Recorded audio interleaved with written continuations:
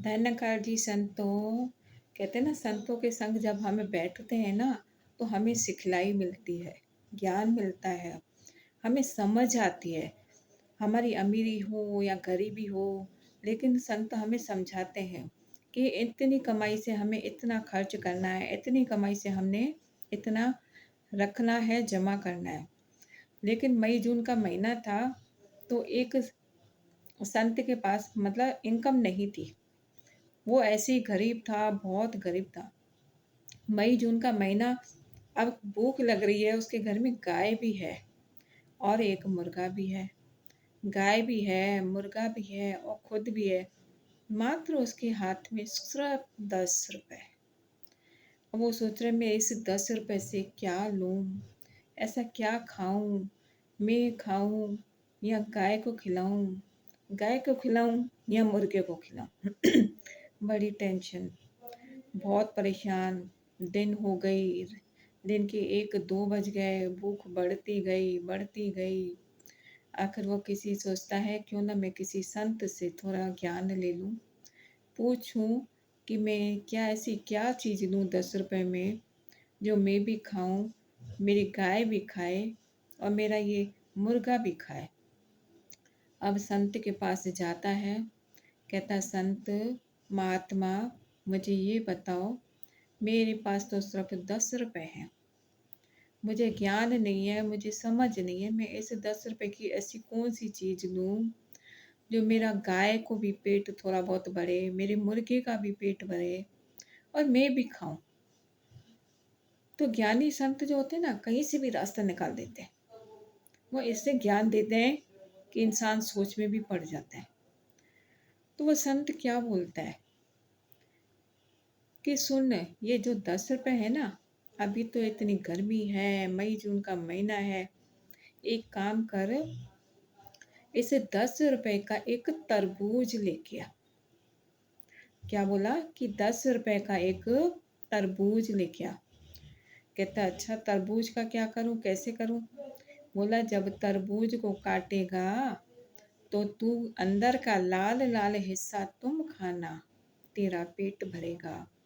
जो बीज निकलेंगे तो उस बीज को अपने मुर्गे को देना, थोड़ा बहुत उसका भी पेट भरेगा। फिर जो तरबूज के छिलके होंगे, फिर उसको तू गाय को खिलाना, गाय का भी पेट भरेगा।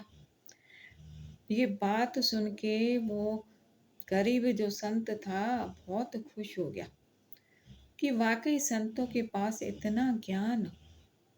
कहते ना, संतों का संग करें कि मेरे 10 रुपए से हम 3 जनों का पेट भर गया। तरबूज लाऊंगा, मैं भी खाऊंगा, गाय को खिलाऊंगा, छिलके और जो बीज निकलेंगे वो मुर्गा भी खाएगा। यानी कि हम तीनों का पेट भर जाएगा। बड़ा खुश और खुशी खुशी गया, तरबूज लेके आया, उसको काटा, गाय को खिलाया, खुद ने भी खाया और बीज निकले तो मुर्गे को भी खिलाया। तो जब तीनों का पेट भर गया तो तीनों बड़े खुश हो गए। इसका परमात्मा का धन्यवाद करने लगे कि हे निरंकार, तेरा बड़ा धन्यवाद है, तूने हमें ज्ञान की दौलत दी, संतों का संग दिया। कहाँ मेरी बुद्धि काम नहीं करती इस 10 रुपए से लाने के लिए, लेकिन एक संत ने समझाया कि तू तरबूज लेके खा। बड़ा खुश हो गया। तो इसीलिए कहते हैं कि ज्ञान बड़ा है, हमने संतों का भी संग करना है, क्योंकि संतों के पास हीरे मोती वचनों जैसे ज्ञान अमोलक है। वो ज्ञान जब हमारे जीवन में आता है तो हमारा जीवन बदल जाता है। तो इसीलिए संतों का संग करें, इस परमात्मा से जुड़े रहें, इस सतगुरु से जुड़े रहें और अपने ज्ञान का कर्मों द्वारा प्रचार करें। अगर हम कर्म ऐसे करेंगे तो हमारे ज्ञान का प्रचार होगा, क्योंकि ज्ञान का प्रचार करने के लिए हमें कोई गेरुए कपड़े नहीं पहनने हैं, कोई टीका नहीं लगाना है। हमारा व्यवहार ही हमारे ज्ञान का प्रचार है।